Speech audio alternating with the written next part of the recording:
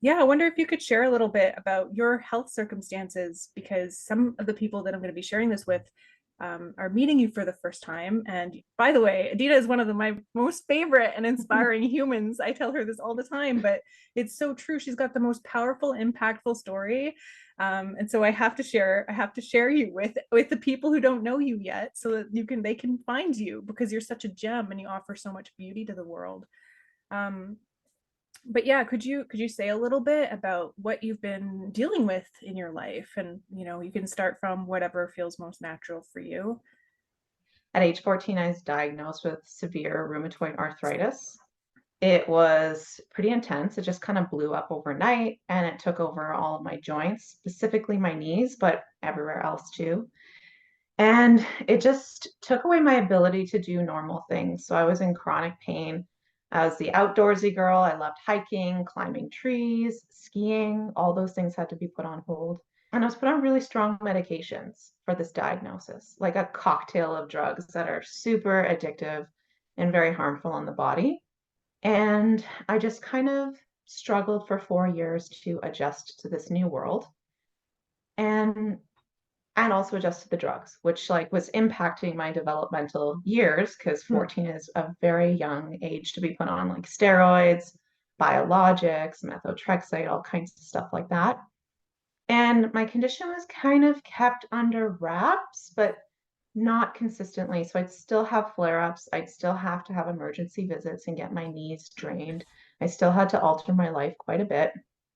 And I guess 4 years is a long enough time to be on drugs that are that strong because I started having severe depression and anxiety and suicide ideation, which I thought was just my history, trauma, life, but I didn't know just how severely these drugs were impacting me. And I was still struggling significantly with this diagnosis. And so 4 years later, around like 17 or 18 years old, I decided to take things into my own hands and change the course of my life. So I started stretching for 4 hours every day, doing breath work to support me through it and working with my nervous system. And I was able to completely transform my body from rigidity to mobility. And I mean, it's because of this practice that I'm not in a wheelchair today. So it kind of snowballed into contortion. First, it was like a basic, let's just see if I can cross my legs and sit on the floor, which took me a good 4 months to be able to sit cross-legged again. When you say cross Things, legs, do you mean like this, or do you mean like sitting in lotus position? the first one that Yeah, you showed, and like then that. after lotus, like I couldn't Okay. even like legs straight, get the ankle over the ankle. I couldn't Okay. even bend my knee that much. It was really intense. Wow. Um, yeah, and so it was just like basic mobility, and then it kind of flowed into more like contortion stuff. And it's really why I'm not in a wheelchair today. It's what saved me. I mean, most contortionists are hypermobile. I was the opposite. I was Mhm. like the super rigid, like stiff tin man. Yeah. So I had a lot to work with. Yeah. How did you find out about the contortion stuff? Like, where did you learn that?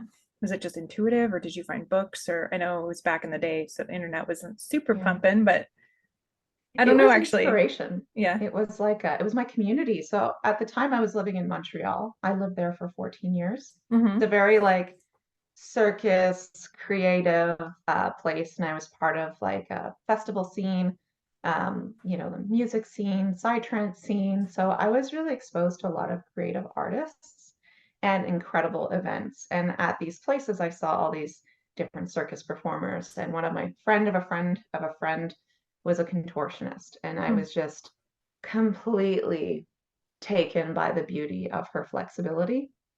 Yeah. She was a ballet dancer and a contortionist, so just so much fluidity. Her body moved like water. There was this like freedom in the movement, which just took my breath away. And I wanted that freedom. I was tired of being trapped in my body, and I wanted to move like that. Yeah. Did you connect with her, or did you just take that and start researching, or what led you to take that next step? I just took that home. And I just was like, I just started looking at all kinds of pictures and videos of contortion or just like flexible people. Yeah. And I created a practice. So it wasn't just like stretching for 4 hours in my room. Like I had an altar. I would light somewhere between like 20 to 25 candles. I would put on some kind of hour-long mantra.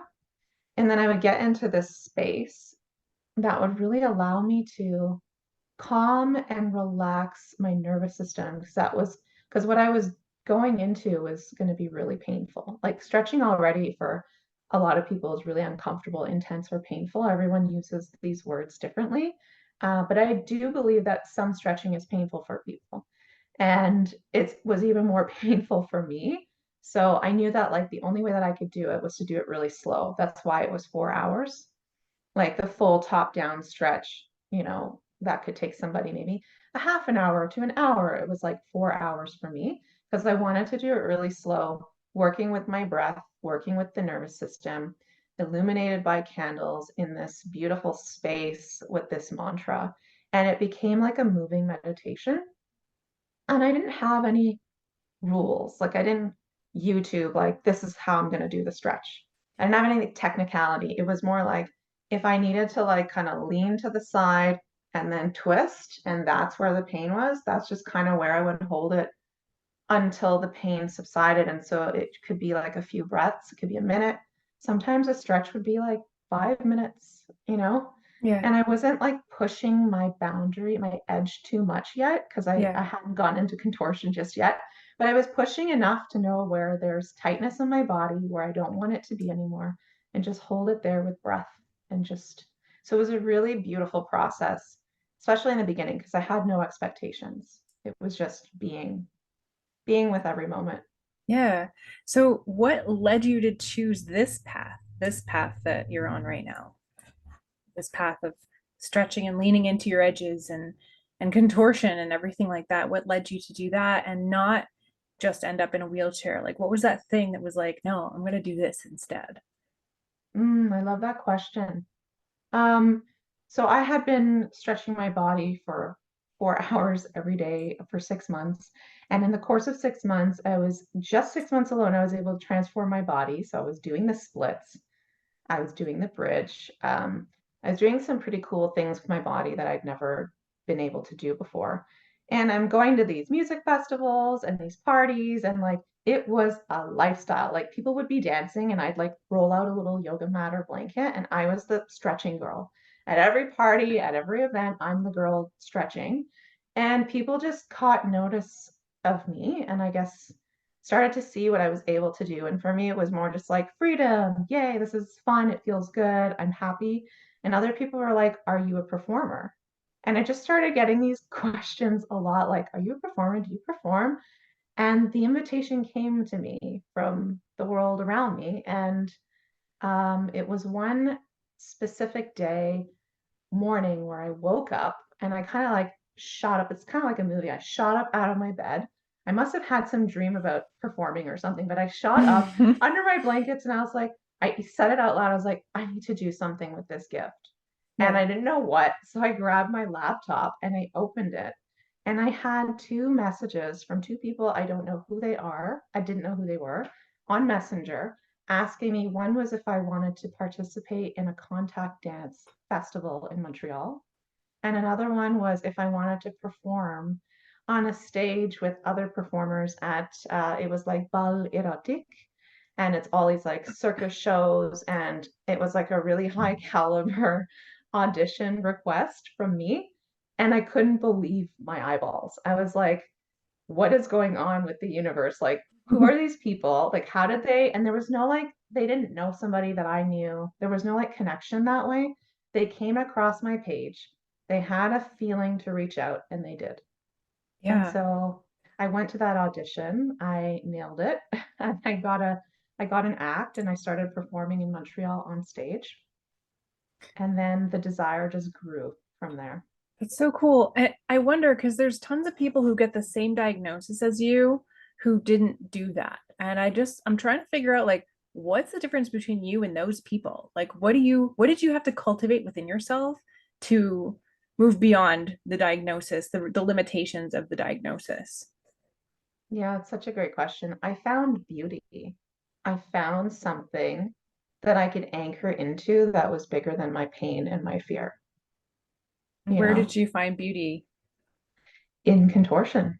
So you started stretching to overcome maybe some of those implied limitations. You started stretching, and then you're like, you know what? There's something here in the fact that you're able to keep.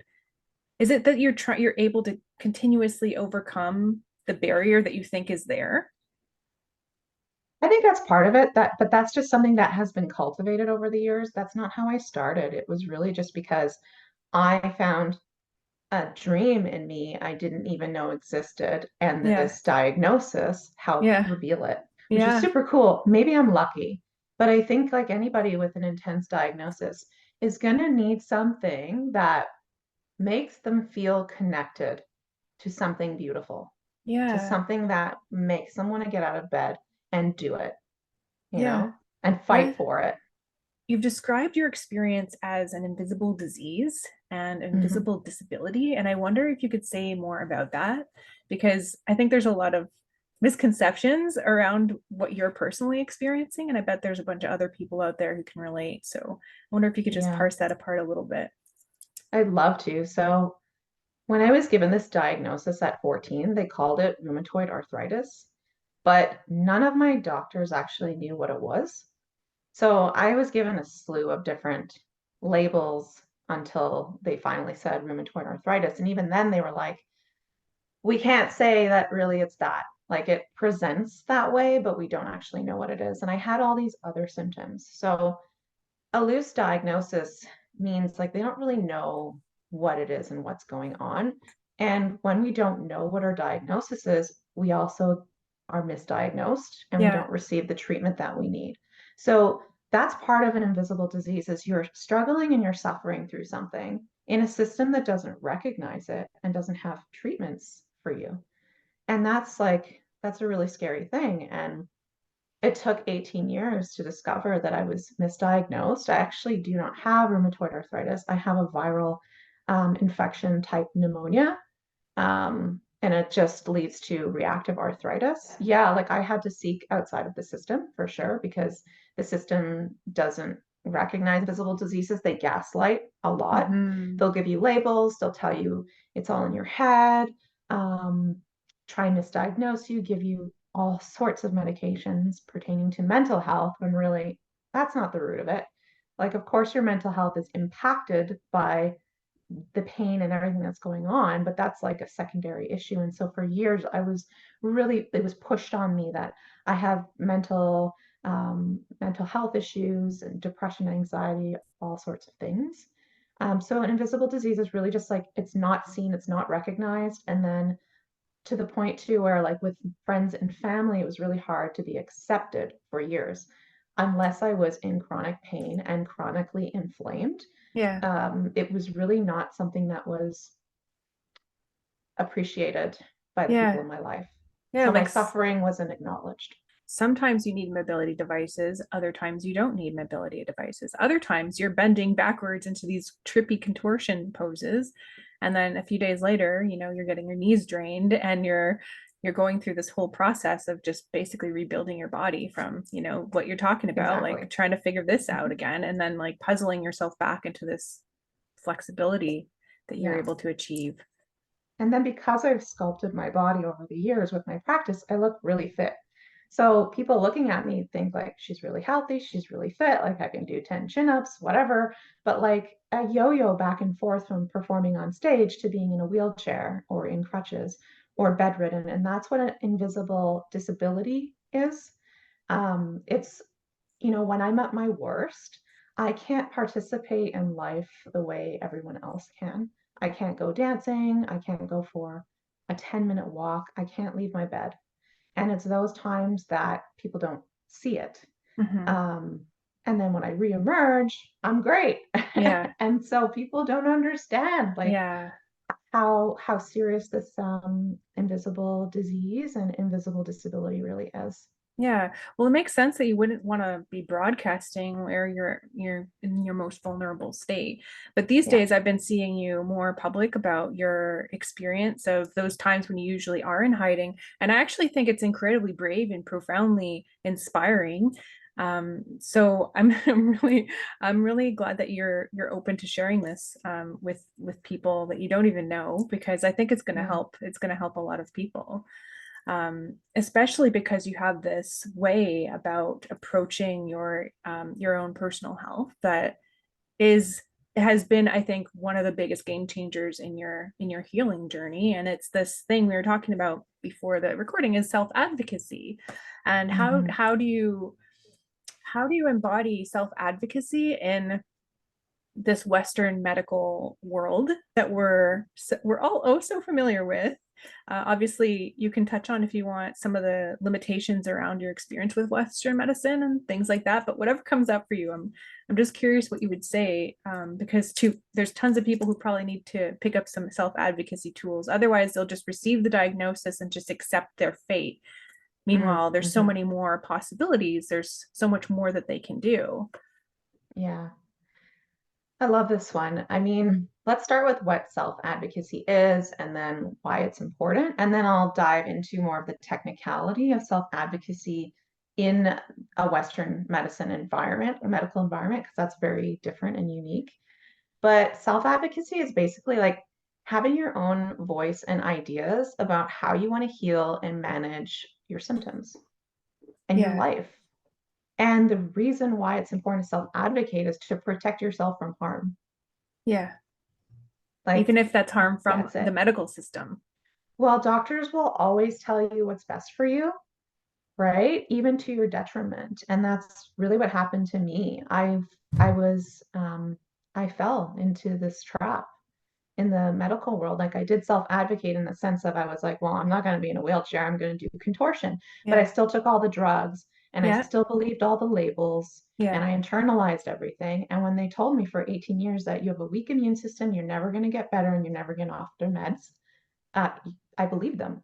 yeah, yeah. And so I took all these drugs. And I mean, I'm talking about 7 really intense drugs that like change your physiology, your chemical makeup, your hormones, everything, how you function. Like my whole personality was radically altered because of these drugs. And they're incredibly addictive. And they started shutting down my body and my health. These drugs literally suppress your immune system. And I was put on prednisone, which prednisone is a steroid and it is very effective. But we shouldn't be on prednisone more than like 3 to 6 months at a time. In severe cases, sometimes people are on it for a year. But I was abandoned by the system on these drugs for 18 years. Yeah. Yeah, that's crazy. And for people who don't really understand what that means, could you just explain the weight of that?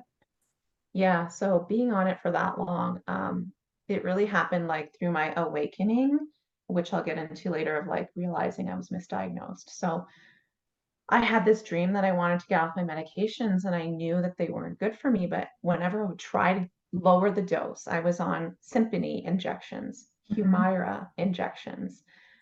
These were biologics. I was on prednisone, which is a steroid, methotrexate, painkillers, sleeping pills. But when I tried to lower the biologics and the steroids and the methotrexate, I would go into a severe system flare and I'd end up at Emerge in the hospital. Yeah. So like I couldn't even tweak my drugs like a little bit to just have a better um, outlook on life because I was so depressed. I was very depressed. I had a lot of suicide ideation. I was having panic attacks. I just didn't know what it was like to live happily. Yeah. I had a lot of bloating. I don't know, I was getting sick all the time. So like I would be on antibiotics probably between 5 to 7 rounds of antibiotics a year because I was repeatedly getting infections. Why? Because these drugs that I was on was suppressing the flare up, but it was also Hmm. suppressing my immune function. So Yeah. now I'm getting sick all the time. I'm taking antibiotics like more than anyone should in a year, Yeah. which we know how it destroys your gut health and your serotonin Yeah. and leads to depression. And then, of course, these steroids alter your adrenals and your other hormone functions, like the really important ones, like your thyroid and your adrenals. These are 2 really important ones.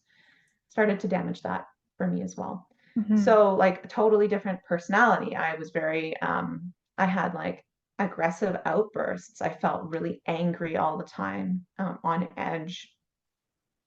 I don't know. It was like being in a monster's body. I don't know. It just didn't feel like I can't possibly be this angry and raged and depressed and dark. This can't possibly be me.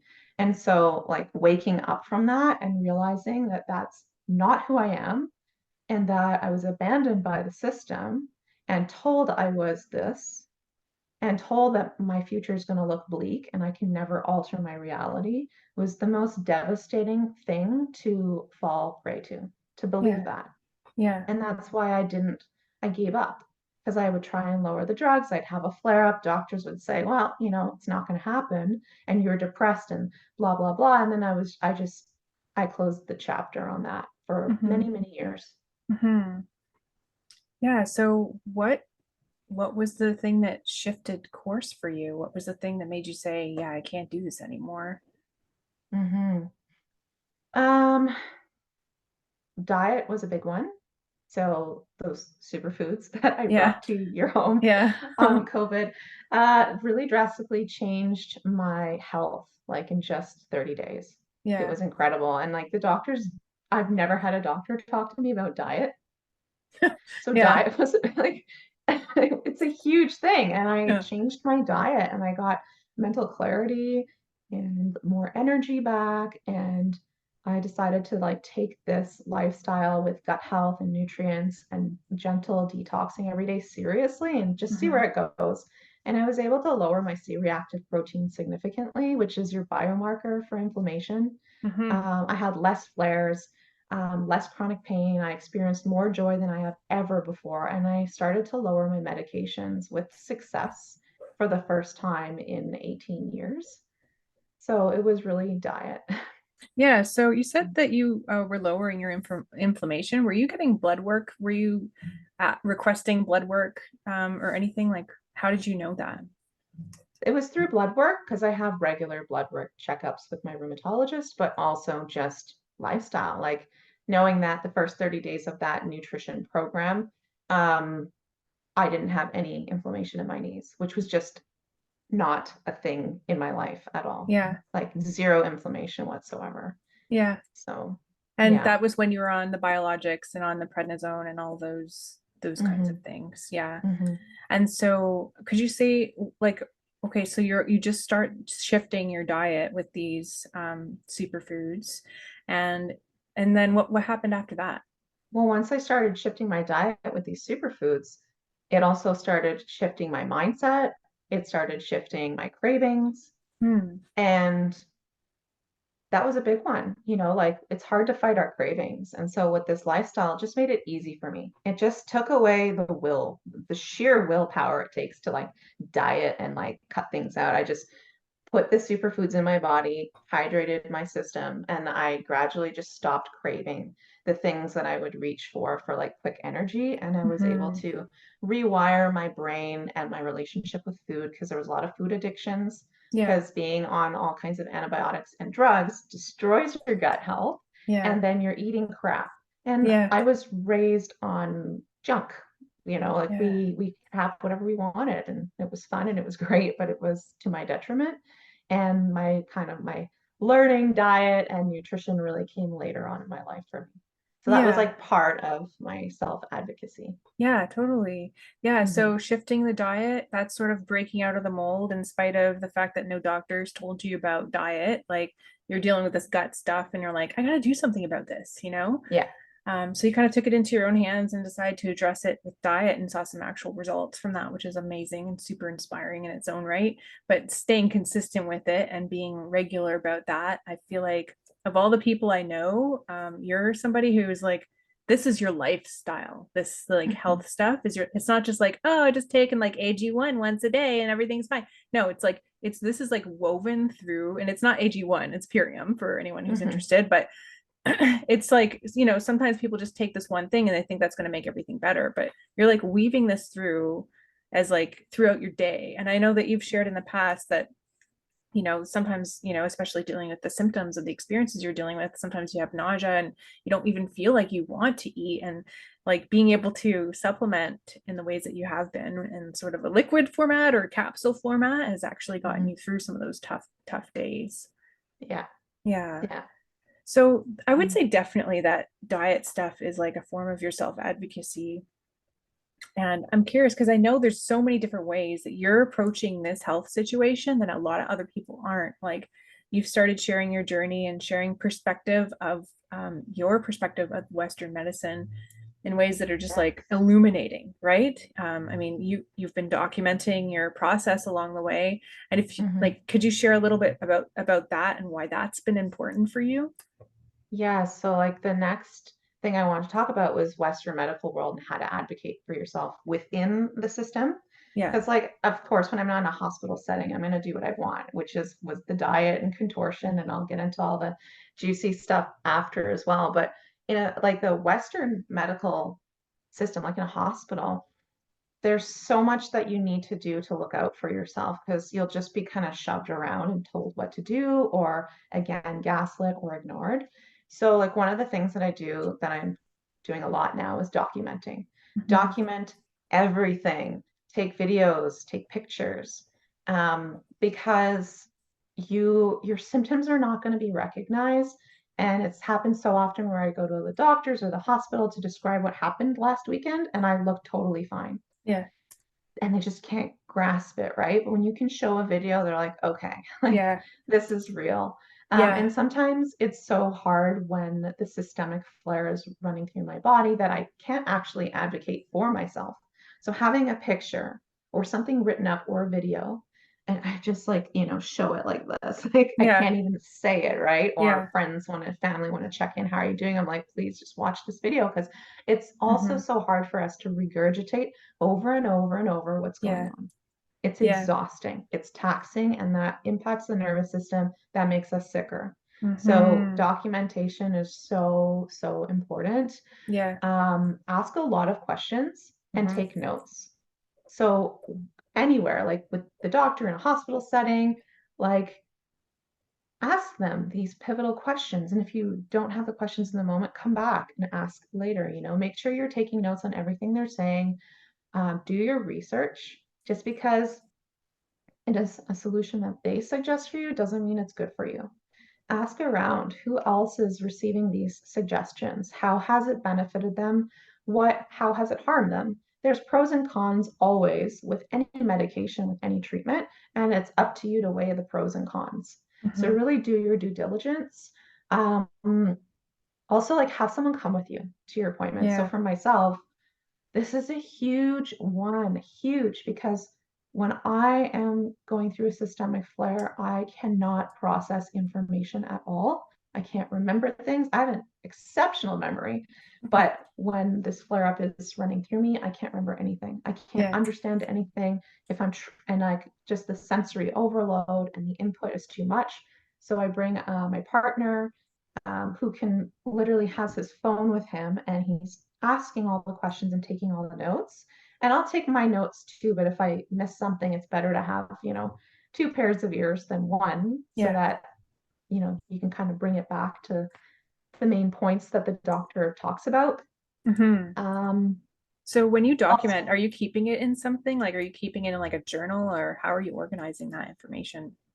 yeah, I do everything on video. So Yeah. eventually, when I've like gathered enough information that I understand the course of action or treatments that I want to pursue and the conclusions that I've come to understand, I'll Hmm. generally do a live. I'm very like into social media and sharing my story now. So I'll say, this is what the doctor said, this is what we found out, Yeah. these are my treatment options, and this is what I'm going to do, and here's why. Yeah. And then I just put that out there because I believe that this information is for everyone's benefit. Yeah. Yeah. And then I have a YouTube channel. And so I just drop everything there. And of course, I have like a file on my computer where I drop all my videos that I've made, and then that becomes really clear. It's like, oh, like 3 months ago this is what was going on, click. I can just watch it and listen Hmm. to it, and I so then all my notes and papers I can toss, and I don't have to have Yeah. stacks of papers everywhere. It's all clean and just on Yeah. YouTube, and I can use it as many times as I need. That's awesome. That's super cool and really Yeah, inspiring. I mean, not, people don't have to go on YouTube to do this. They could just like document it in their phone or something. But exactly. yeah, Voice notes. recording their symptoms when they're not in the doctor's office, when they're at their peak, Hmm. and or recording even in the doctor's office. Like I remember you sharing some content of your knee being drained, and that was like a game changer for you. Yeah, Like if you didn't record that, like could you speak a little bit about that that story? was definitely on my notes that I didn't want to miss. Like, Yeah. and it was weird. It's always weird asking my doctor, like, I'm terrified of this procedure. Can I get a video? It's kind of awkward. And I'm like, we promise we won't get your face in there or Yeah. anything. And Yeah. he said, yeah, which was cool. Like they can say no, but I'm so glad he said yes because I have to get my knees drained when it's really bad and I need cortisone shots. And my rheumatologist does this for me, but hospitals generally won't do it. Even if it's severe and it's like really an emergency, they just won't drain your knees. I don't know why, but it's not something they do. And I found myself having a horrible flare up when I was in New Brunswick in the summer camping. And I had this video that my rheumatologist let me take of him draining my knees. And I end up in this hospital begging, begging a doctor, anybody in the hospital to drain my knees. I had waited 6 hours only to be told, we're not going to drain it. I'm like, it's a needle.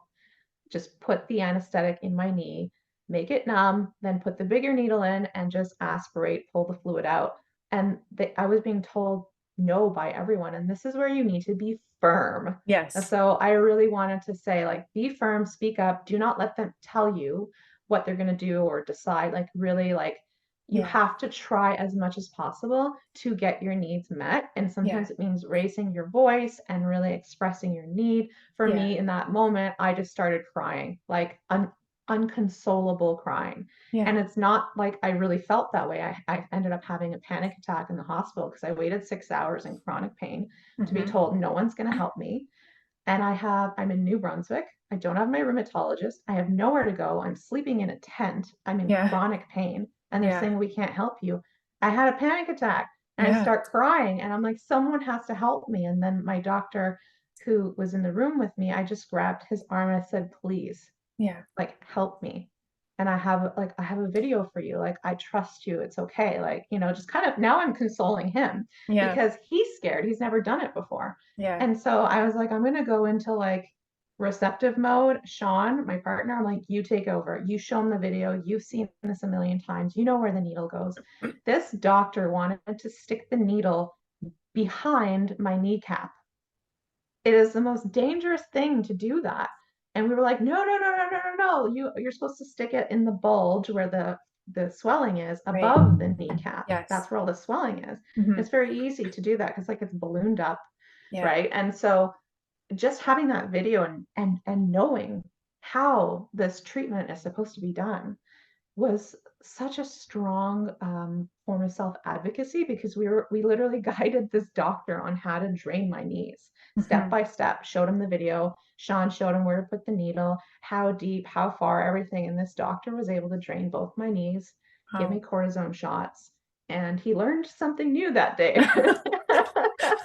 That's amazing. That's Yeah, amazing. yeah, yeah. It was Yeah. crazy. Yeah. Not fun. It's kind of, I felt like I was stranded on an island, where you have to like saw your leg off or something. It was like really intense. I was like, I'm gonna have to go through this thing that potentially could be more painful than usual, but like, and I have to put my trust in this doctor, and he has to put his trust in me. So we Yeah. don't have like doctor-patient trust, and we're both just going out on a whim. So it was really scary, but having the video, having my partner support me, Yeah. um, the guidance, all of that made it possible for all of us to just get through that moment. Yeah. Yeah. Yeah, I think that you conveying that you trust the doctor was also probably really helpful. Like, hey, I trust you. Like, it's almost like, hey, we're on a soul mission. This is our appointment. Show up for your Yes. appointment. You have your Yes. your end of the bargain to fulfill here. And finally, he like showed up and did it, Yeah. in spite of what his typical practices were. I feel like, I imagine like that doctor probably had that experience and was like, I imagine it had quite an impact on him because it was a him. Hmm. Yeah, I'm Yeah. assuming. Yeah. So I imagine he was probably just shook by it a little bit, but maybe even anchored more deeply into his purpose and why he's doing the work that he's doing. He's here to help Well, people. that's exactly what happened because after the procedure, like I had settled. And again, like I put my hand on his arm and I looked him in the eyes and I was like, thank you. Like Yeah. I really, it was like a real like a moment and he held the gaze with me and his eyes got all teary. And Yeah. that's when I knew there was like a genuine like soul exchange there, like a recognition of the bravery it took for both of us, and then like just the sheer courage on his part and the Yeah. gratitude. And I feel like a lot of doctors are just so overworked Yeah. and they're not always nice to you. And I face that a lot. And even when they're assholes, I'm going to say that because some of them are just real horrible, horrible the way they treat me. I make sure to still be firm with them and not be afraid what they think or if they roll their eyes or Yeah. whatever. I use my voice. I make sure to ask for what I need. And if Yeah. even if I want it in my left arm in this vein, that's where it's going to go. Yeah. Why? Because I'm addressing my concerns and I'm doing it in a way so that like we can facilitate the process and I can minimize pain as much as possible. And then once they do whatever procedure that I need, I always make sure to thank them, even like throughout the process, just thanking them, Yeah. thanking them. I notice they Yes. soften. They're just Yes. like, they don't want to even look at me. They don't care, like there's just in so much stress. And then as they're doing the procedure, I'm like, thank you so much. Like, thank God I'm here. Like, thank God you're helping me. Yeah. I've noticed that that will really kind of switch things around. Yeah. It's probably also a really thankless job for them too, like they go, there's probably a ton of people who are just in so much pain that they forget to be grateful for the support Hmm. that they're getting. So I respect that so much in Yeah. you. That's another example of your character, like I feel like all these little things, these little pieces really help to get not just your needs met, but also to create more harmony and to actually create more of like a purpose in the interactions that you're having with Hmm. and not just for yourself, for you to have your needs met, but for them to actually realize their purpose too in the scenes that you're in. Yeah. Yeah, and I have three other things that I really think are important to mention here. One is like how you express your symptoms is Yeah. really important. So again, it's just all like trial and error over the years, just being denied, ignored, gaslit. So I end up in the hospital with chest pains, and they're like, oh, it's just gas, whatever. And they want to send me home because I look young, fit, healthy. I don't smoke. Mm-hmm. Ask all these questions. And this is where like being firm comes in. And I was like, you can't send me home. I'm struggling to inhale and I'm having a sharp pain. And I put my foot down and I said, I'm not leaving until something is done. They gave me a CT scan and found out I have two pulmonary embolisms, two blood clots in my lungs, which was happening because of the drugs, the steroids that I was on. It was just like shutting my body down. And so it's really important to like, no one's going to believe your symptoms for you but you. And if you have Yeah. to make a scene, make a scene. And Yeah. how I get things addressed is like key words. So, like, recently I had a really bad flare up and I was at Emerge and they rolled me through fast track. And I believe the reason why they did was because I said things like severe, chronic, lifelong, systemic infection, like these kinds of words like make more sense than just like, oh, I have really bad arthritis. Yeah. Well, so does like a huge population, right? Yeah. They're not going to roll me in the fast track for arthritis. Like, arthritis is the symptom, like the flare up in the joints, right? But there's something deeper happening. So being able to communicate that is like really, really, really important. And the final point is caution how you speak to your doctors. So this one is like the most important one for me. We will have many different doctors in our lives. Like, I have a rheumatologist, I have a family doctor, I have an integrative practitioner. Western meds does not is not married to alternative healing modalities. And so you can literally, your family doctor, your practitioner can literally discharge you from their office. Like, they can say, don't ever come back if they don't agree with a treatment plan that you are deciding to pursue. Mm. So, like for myself, for instance, I see my rheumatologist to get my drugs, Yeah. get my steroids, get my knees drained, like the very like technical medical side of things, and then I'll go see my integrative practitioner to do ozone therapy, which is basically a blood transfusion, and it's cleaning out my blood using an extra oxygen molecule which fights microorganisms in my blood. Ozone therapy practice is not understood at all by my rheumatologist. And I was hearing like a lot of people in the clinic at my integrative practitioner's office who have cancer. And on top of like treatments for cancers that they do in the hospital, what is it called again? Chemo. Chemo, that's Hmm. what, yeah. So they're on top of that, they want to do ozone therapy. And they mentioned to their doctor that they're doing ozone therapy. And like right in the middle of like stage 4 cancer, their doctor discharges them. Says, find someone else because they don't believe in this treatment that's real and it's working for them. And so what I did to kind of gauge where my rheumatologist is recently I just kind of asked some questions very, very carefully. Instead of saying I'm doing this or I've been doing this, Yeah. I've avoided letting my rheumatologist know anything that I've been up to. Hmm. And I said, well, I found out through a PCR test that I have this infection. And I've just been reading a little bit on the connection between this infection and reactive arthritis. Have you heard of this before? Yeah. And he was like, no, haven't heard of that. I don't think there's a connection between this infection and arthritis. He said, I'll Yeah. have to do some research. And I said, well, I heard that, because I have all these other symptoms emerging in the last 3 years, which begs the question that is this really arthritis? It's got to be something more. And I told him about the infection in my jaw and the surgery that I need. And I said, I've heard again that ozone therapy could be really good and ozone injections in the knee could be really good.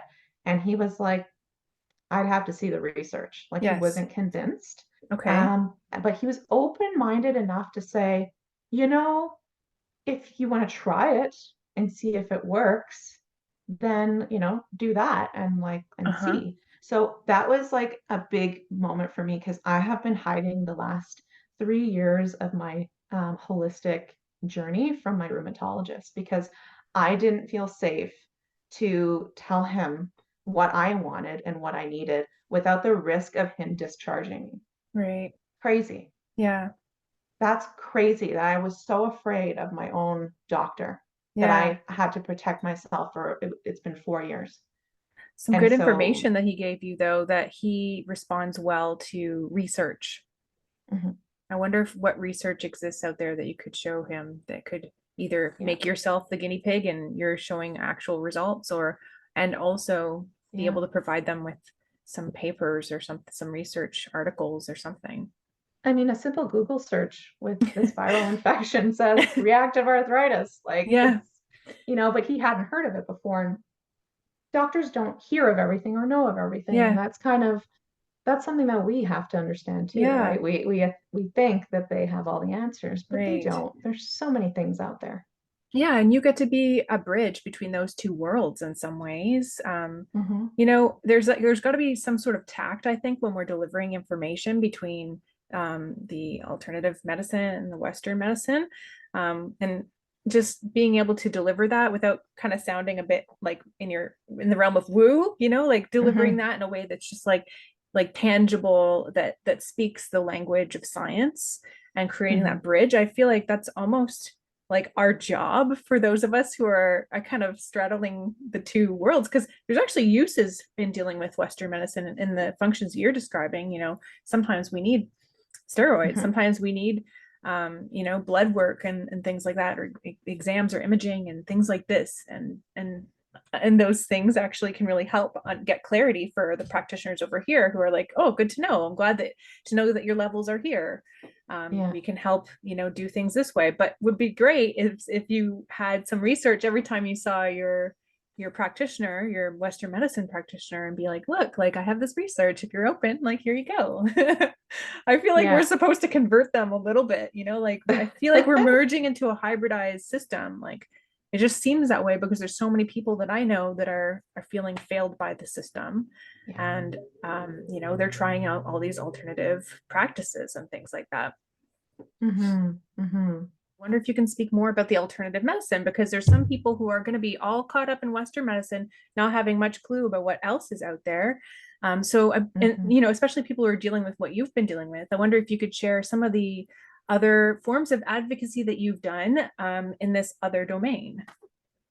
Yeah, so a huge part of healing, it's not being on drugs and getting my knees drained and being slapped a diagnosis, right? A huge part of my healing is actually working with the energetics, the subtle body, and the nervous system because it's directly linked to illness. And so if I'm in a high stress environment, if I can't regulate my emotions, then my symptoms go into flare.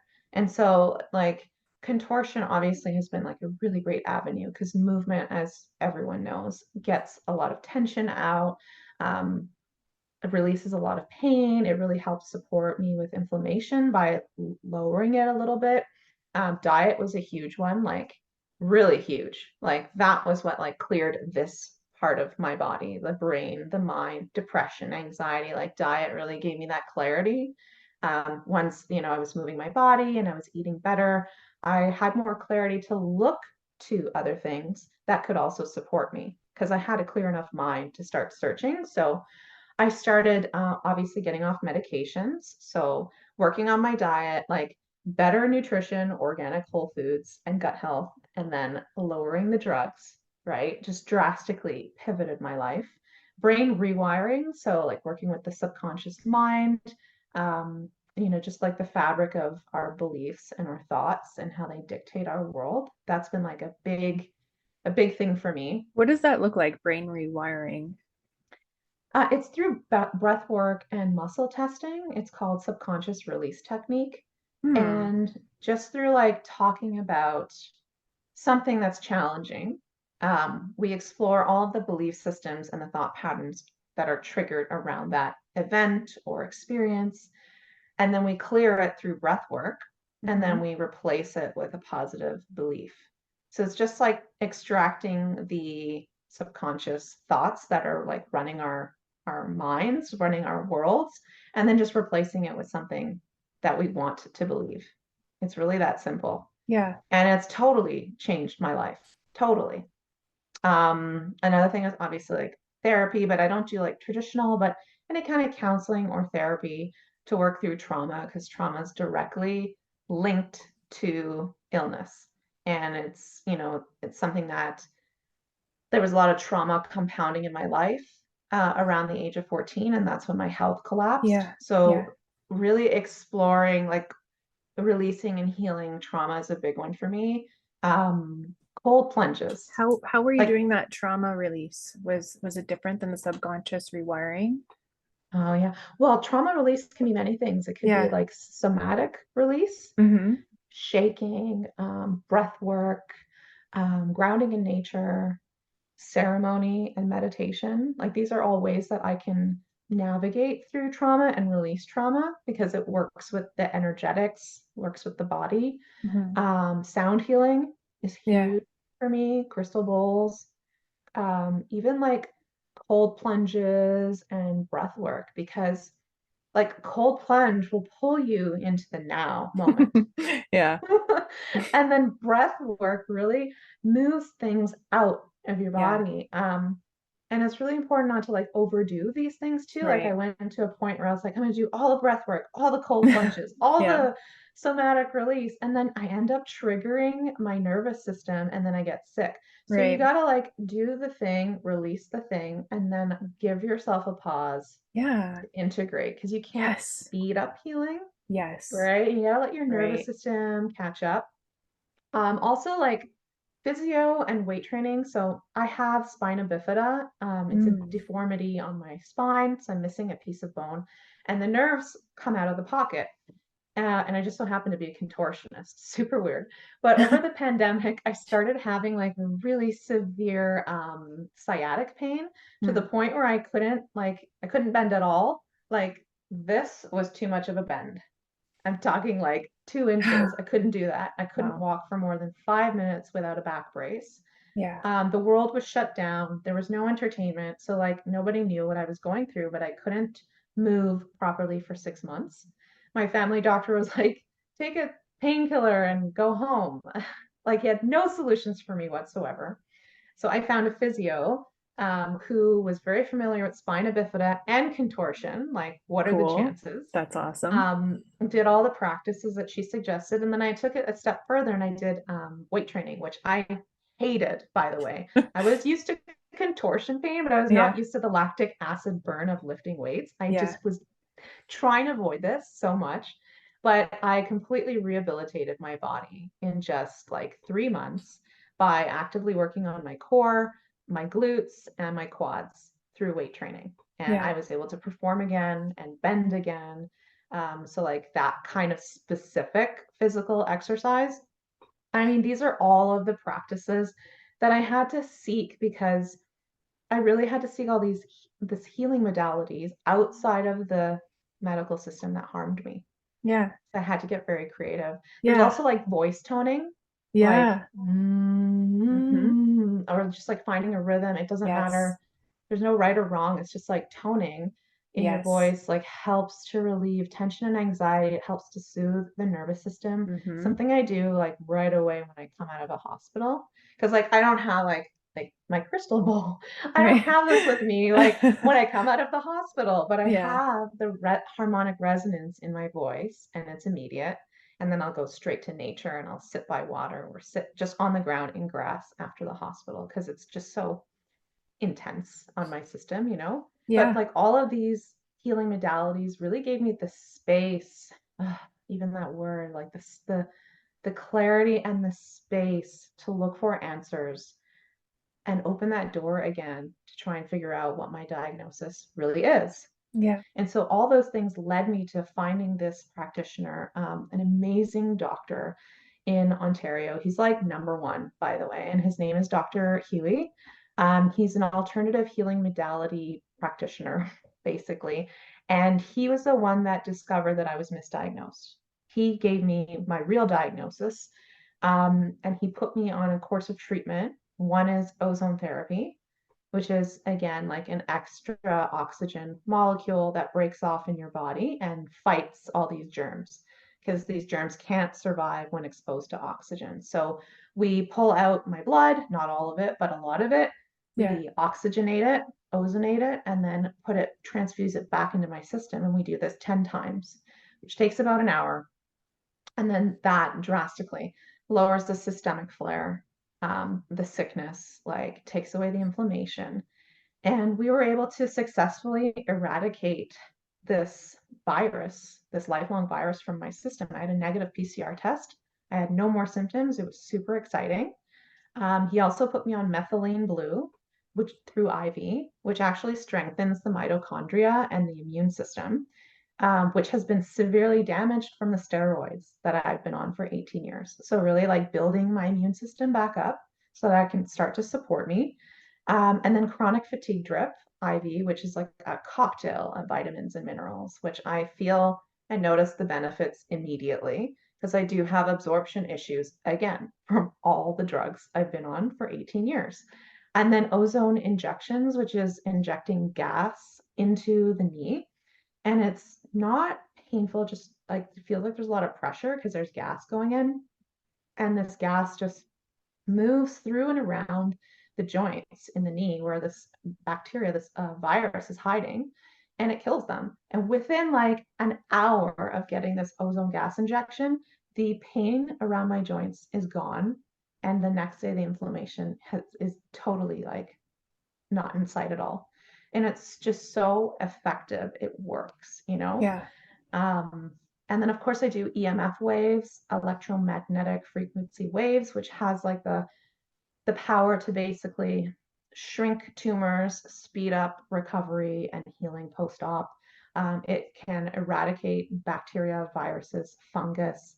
I've had EMF waves completely fix me from an E. coli, an H. pylori bout, like just magnet and resonance. It's incredible, super non-invasive.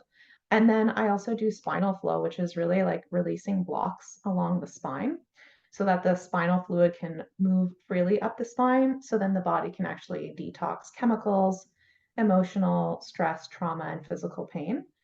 Because like everything in our body that is painful or uncomfortable or is not flushing out or detoxing comes back to how your nervous system is wired and the blocks in your spine. So these are all like things that are backed by science that actually work, that are very immediate, that Western med does not recognize.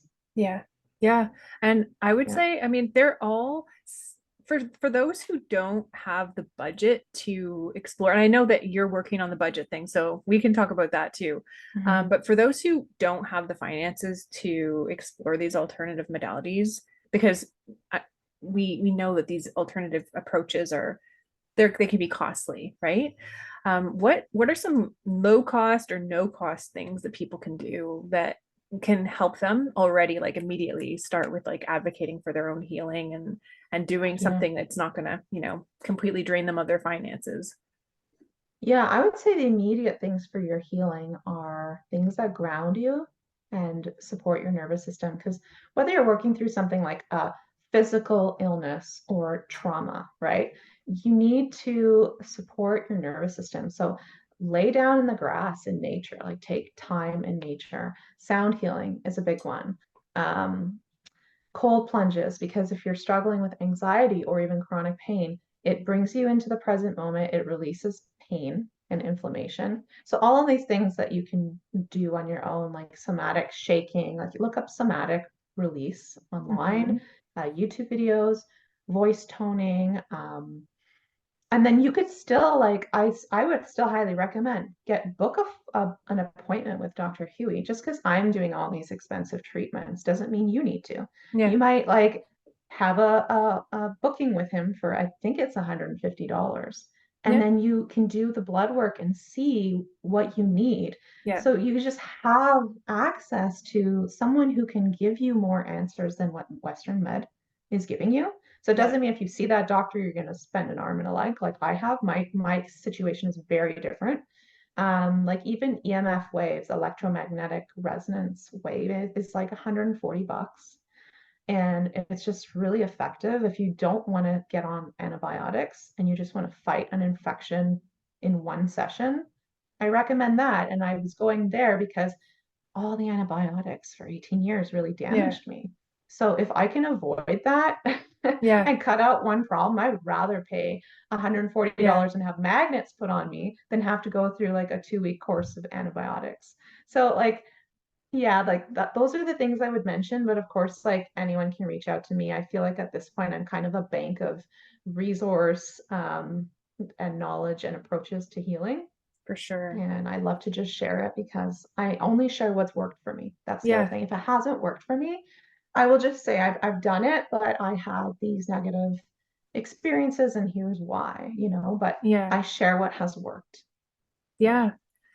So, as someone who's experienced the epic brokenness of the Western medicine world, I'm wondering if you can shed some light on how we can fix this. Maybe there's someone out there who is in the Western medicine world who can start sprinkling some of this awareness in that world, like assuming we can reach and, disseminate this message. Uh, Yeah. what information have you gleaned from your experience that can Yeah. help the industry move forward? We have to educate the public and we have to do it ourselves. That's really what it is. It's like um, sharing our stories, because first of all, our stories are not recognized or acknowledged in the medical world. We'll then share with friends, with family. Social media is a big tool for me. YouTube, like Instagram, Facebook, right? Just to merge like the Western med with alternative healing modalities and integrative practices, right? And that takes time. You have to kind of edge your way into that because it's a lot for people, right, to accept this. And a lot of people are very, very, very invested in Western medicine, and they believe like doctors know everything and medications are fine, and they don't know about all these other things. So it's really about educating the public and like taking it into our own hands. So it's like a radical self-responsibility. Yeah, It's like I'm going to take responsibility for my own health and I will show you the path and I will talk about my story. And if you want to learn about this, it's there. It's yeah, just like putting the knowledge out there. And like some of the things that I've experienced like on my healing journey and digging through these different like healing modalities and practices is learning all the roadblocks that are in place for treatment that I need. So, like in Canada, so many treatments are not available. I actually have to go to Texas April 14th for surgery to put this infection, this lifelong infection behind me. And that treatment's not available in Canada because it's not accepted. That's it. It Yeah. doesn't matter if there's research out there. It doesn't matter if people have had the surgery and it worked. It's not accepted in Canada. It's not available in Canada. End of story. And when I was like vetting different surgeons, some of them in the States were like, oh, we used to give IV vitamin C post-op because it really supports and speeds up recovery. But the FDA said we can't. And if we use IV vitamin C, we'll have our license taken away. So it's like really like I'm like moving through this like territory where I know what I need. I know what works. And doctors are talking about it, but like hush hush. And like they're having the risk of losing their license if they practice it. There was a surgeon here in Canada who's practicing cavitation surgery, which is what I need in my job to get rid of this infection. He was doing it for 20 years, and just the College of Physicians got together and told him if he continues practicing, he's going to lose his license. And so like I'm kind of this activist in the middle of this chaotic thing with all these roadblocks to my health. And it's up to me to tell people like this exists, but it's being prevented. And you want to know about that. You want to know what you're not allowed to have access to because it's scary. And if we don't talk about it, then these things are just going to slowly get taken away. And then we're just stuck with the Western medical system. So that's like become my passion to let people know like what's really going on. Yeah. You're being not just an activist, you're being a scientist, I would say, as well, because you're conducting your own personal studies and letting yourself experience the results and the impacts. Like you wouldn't do the things if they weren't helping you.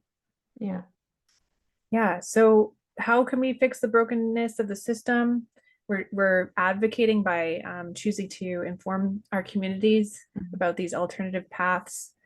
We're engaging in these conversations with Western medicine practitioners and letting them know about our personal experiences and maybe providing some actual tangible research, like they can chew on if they want, if they're curious and open, and maybe they can, push things forward on their end somehow. Is there anything else that you can think of as far as what we can do to fix this? I mean, the more we ask for what we want, the more they have to listen to us. But if we don't know what we want and we don't know what's available, then they just make decisions for us, the system, the government, whatever. Right. So we need to start advocating for ourselves and saying, I want ozone therapy to be like, wouldn't it be great if we had dental included in our like if dental was covered? Like my surgeries that I need right now are going to cost me 15,000 US, and like it would be a bit cheaper in Canada, but they don't do it in Canada. And it's like it's so connected, like my systemic infection that is debilitating is stemming from my jaw, from poor wisdom teeth extraction practices, right? And other things that led to it not healing. And so we want to have these things covered. We want dental covered because there is a connection, and we're still like really behind in the knowledge. Like dentists will treat our mouth and our teeth as separate from our bodies. Yeah, blows my mind. It's crazy. So like everything needs to merge. Like you say, like we need to create a hybrid. And by doing like the only way we can do that is by saying, this is what I want. I want ozone therapy in hospitals, please. Yes. I want ozone injections in hospitals. I want dental to be covered. I want cavitation surgeries available. Like, who do you hope to reach by sharing this? Like, and why do you hope to reach these people? People with invisible diseases, number one, because we are the ones that fall through the cracks in the medical system and are not recognized, and then we don't get our needs met. So I believe that my story is going to help free so many people, at least give them hope, at least give them somewhere new to look, because that was a big deal for me to awaken and start my search again after having shut that off for 18 years, and having hope is so important to our healing. It really is. But I also want to reach out to the masses because you know, we need to wake up and see that there are more options available for us, that doctors don't have all the answers. Yeah. That's a big one. Um, and I mean, how could the doctors have all the answers, right? When the system is fragmented and it's not holistic, they have bits and pieces. It's up to us to find the other bits and pieces. Like it's really, it's up to us. So I hope to reach everyone because it Yeah. involves everyone. Everyone is going Yes. to be sick at some point in their life. How sick, I don't know, but we all are going to be sick with something, and we're going to need medicine, a doctor, some kind of practice, right? And we should be looking out for ourselves. We shouldn't Yeah. be giving our power over to doctors in the Western medical system and to anyone, not even Yeah. my integrative practitioner. Will I give him full agency over me? Yeah. Like no one has full agency over me but me. And that's what I really want to awaken in people, is to really um, step into your own power, do your own research. And I hope that with everything that I've shared, that if anybody watching has an invisible disease, please reach out to me. Yeah. Like I have, Absolutely. I have nothing to gain by sharing all these resources except for the pure joy it gives me to give hope, information like phone numbers, doctors' names, like Hmm. healing practices that have worked for me. I just want to share this, and it brings me a lot of joy to do that. So, Well, I can't wait to share you with my community and whoever that's going to reach as a result of doing this. I'm so grateful for you taking some time to share your story. And of course, it's just a tiny sliver of your story. It's been 18-year-long journey. But yeah, we have a GoFundMe going for Edina as well that I'll share some details about in the comments of this video. We'll share Adina's socials and email contact information, and we'll make references also to some of the stuff that we spoke about if anyone wants to dig into these subjects. But yeah, I mhm. hope that if you're a philanthropist and you want to help, like, expand and develop humanity in the realms of alternative medicine merging into Western medicine, if that's your calling, I really do hope that this video reaches you too. Because yeah, we're all here to catalyze change and promote the evolution of our species, and we all have a role to play in that. And Mhm, Edina, I feel mhm, like you're really just showing up so fully for this, your role in this mission. And at the same time, I also hope that your mission in this regard will be complete soon. I really hope that when you get to see this surgeon and you have this procedure done, that you get to be on the other side of this, because you've done so much work, you've put in so much time, you've devoted your life to this purpose. I want to see you on the other side. I want to see you on the other side of it, having emerged from this thing. So I, mhm, I just want to mhm. say I wish that for you so deeply. I think about you often. I want the best for you. And yeah, I just want you to know that. Thank you so much. I just Yeah. want to add one final thing, that it feels so good to finally be recognized by a medical practitioner for Yeah. what I have, for what's really going on, to be seen, to be heard, to be understood. It took years for me to find this, but I found it because I didn't give up. Right. And even the surgeon that I'm seeing in Texas is familiar with the infection, the virus that I have. And he's Yeah. seen it time and time again inside jaws when they do a biopsy. Yeah. And he's very familiar with the connection between this viral infection and systemic flares and arthritis. And Yeah. so I'm going into a surgery in a state I've never, I've never been to. And I feel so held and seen and supported because I'm being treated by a doctor who has bridged both worlds. It exists, it's out there, it's available to us. And it's such a good feeling to have. Like I feel ready for this Yeah. surgery, and I have a lot of confidence and faith that it's going in the direction that I envision. And that's really exciting. It's like the Yeah. first time in my life where I feel backed and supported and seen and like confident in the process. That's a direct result of all the work you put in and Mm. looking for a way through this that's maybe not immediately obvious. If there's a message that you want to leave for someone who is dealing with something with what you're similar to what you're grappling with, like what's something you want to say to them? Don't give up.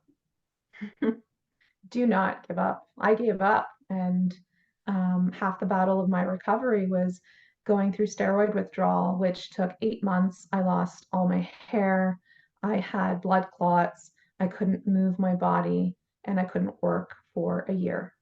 The damage that steroids has done to me is unreal. It totally shut off the function of my thyroid and my adrenals, and the pain was excruciating. I wish that no one ever has to go through steroid withdrawal, which prednisone specifically. Um, and that happened because I gave up. I gave up. I believed what the doctor said, and I just took my drugs and went on about my life, and I could have really avoided this if I had searched sooner, but we all kind of learn in our own time. Yeah. So, don't give up. Keep asking questions, keep doing your research. Just stay open. Just stay open, you know? And one thing will lead to another. And that's just kind of how life works. And sometimes it takes a long time. It took me 18 years to get to where I'm at, but, there's still a lot of life left ahead of me. So it was totally worth it. Yeah. Yeah. Thank you so much, Edina. Thanks for taking some time with me to share your story. And I hope that this reaches exactly the right people. And I know that it will, because that's exactly how these things work. So thanks for trusting that feeling to follow through with doing this talk. I'm glad that I listened to that energy too. It felt so alive for me. Like I just knew that we had to do this. And whenever I follow that energy, I feel like some beautiful stuff comes as a result. So I trust that something good will come of this. And I just wanted to say thank you. Thank you for showing up and being such a beautiful example of what it means to be an advocate for your own personal healing. Thank you, Misha. Thanks for offering this platform to share my message. My pleasure. The big one.